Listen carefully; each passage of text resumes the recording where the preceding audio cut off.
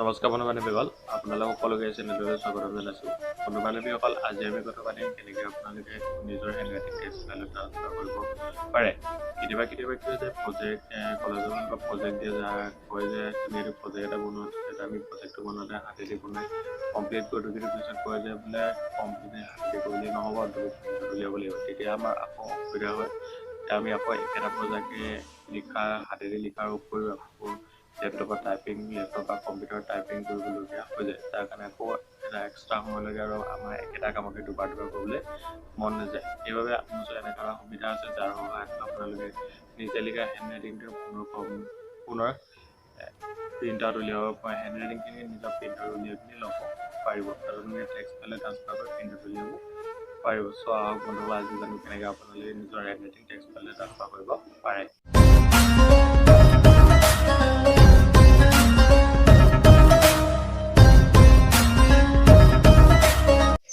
বন্ধু-বান্ধৱীসকল, computer স্ক্ৰীনলৈ যোৱাৰ আগতে আপোনালোকে জনাই দিওঁ যে আপোনালোকে যিখিনি হেণ্ডৰাইটিং টেক্সট ফাইলত ট্ৰান্সফাৰ কৰিব বিচাৰিছে, তাৰ এটা ফটোকপি মাৰি পিনি আপোনালোকে লেপটপলৈ আনি ল'ব। বলগতে লেপটপৰ স্ক্ৰীনলৈ যাওক। বন্ধু-বান্ধৱীসকল, আপোনালোকে প্ৰথমে লেপটপ বা কম্পিউটাৰত ক্ৰম ব্ৰাউজাৰলৈ আহিব। ক্ৰম ব্ৰাউজাৰ অহাৰ পিছত বন্ধু-বান্ধৱী আপোনালোকে গুগল ফালৰ পৰা অহা এপছত ক্লিক কৰিব। গুগল এপছত ক্লিক কৰাৰ পিছত বন্ধু-বান্ধৱী আপোনালোকে গুগল ড্ৰাইভত ক্লিক কৰিব। গুগল ড্ৰাইভটো বন্ধুসকল আপোনালোকে অ'পেন হোৱাৰ পিছত ইয়াত নিউ বুলি পাব গুগল ড্ৰাইভত, তাত ক্লিক কৰিব। নিউত ক্লিক কৰাৰ পিছত বন্ধু-বান্ধৱীসকল আপোনালোকে ফাইল আপলোডত ক্লিক কৰিব। ফাইল আপলোডত ক্লিক কৰাৰ পিছত বন্ধু-বান্ধৱীসকল আপোনালোকৰ য'ত হেণ্ডৰাইটিংখিনি আছে আপোনালোকে নিজে লিখা তালৈ যাব। তালৈ যোৱাৰ পিছত বন্ধু-বান্ধৱীসকল তাত চিলেক্ট কৰিব। চিলেক্ট কৰাৰ পিছত বন্ধু-বান্ধৱীসকল ইয়াত অ'পেন কৰিব। অ'পেন কৰাৰ পিছত বন্ধু-বান্ধৱীসকল ইয়াত দেখিছে ইয়াত আপলোড হৈছে, এই ফটোখন আপলোড হৈছে। বন্ধু-বান্ধৱীসকল ফটোখন আপলোড হোৱাৰ পিছতে বন্ধু-বান্ধৱীসকল ইয়াত পিছৰ কাৰ্যটো কৰিব পাৰিব। চ' এয়া মোৰ ফটোখন আহি গ'ল।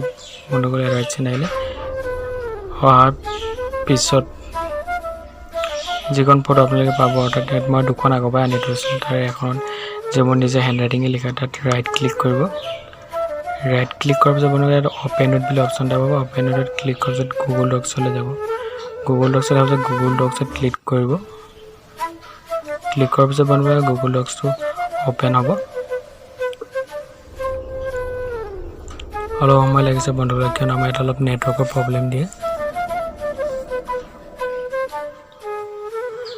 ইয়াৰ পিছত আপোনাৰ গুগল ডক্সটো অ'পেন হোৱাৰ পিছত আপোনাৰ ফটোখন ইয়ালৈ আহি যাব, লগতে ফটোখনত থকা টেক্সসমূহ আহি যাব, আপোনালোকে দেখা পাব।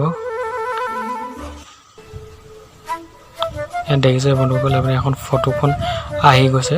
ফটোখন অহাৰ লগতে তললৈ গ'লে দেখিব পাব যে বন্ধুসকলে তাত লিখা মই নিজে হেণ্ডৰাইটিঙে লিখাখিনি আহি গৈছে।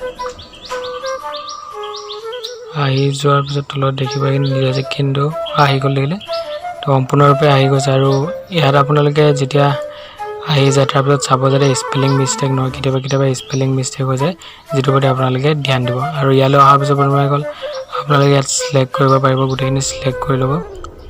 চিলেক্ট কৰাৰ পিছত কপি কৰিব। কপি কৰাৰ পিছত বন্ধুসকল আপোনালোকে ইয়াত উইণ্ড'জ ৱৰ্ডলৈ যাব। MS ৱৰ্ডত পাব। ৱৰ্ডলৈ যোৱাৰ পিছত আপোনালোকে তাত পেষ্ট কৰি দিব।